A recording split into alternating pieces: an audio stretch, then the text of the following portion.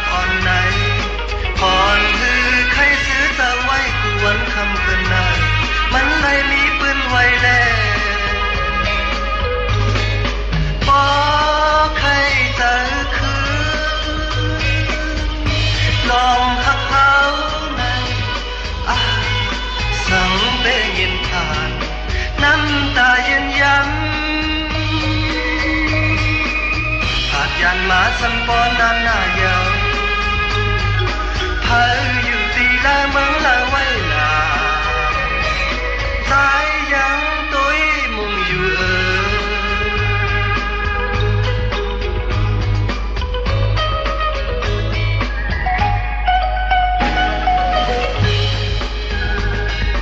เขาขึ้นหูถึงตุ้ยจอมก็ตีมาจางฟองสังทางตีไหลขึ้นพบกันก็มันตึกตันหนาเพราะว่าเนื้อจัดในอยู่ตุ้ยขึ้นป่าหลังซื้อไรมันนองตั้งหักโตกันกลุ่มโค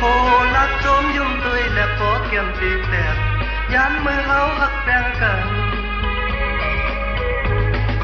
พอใครจะคือลองหักเขาในสั่งเป็นยินผ่านน้ำตาเย็นย้ำผาดยันมาสันปอนด้านหน้ายาวเธอ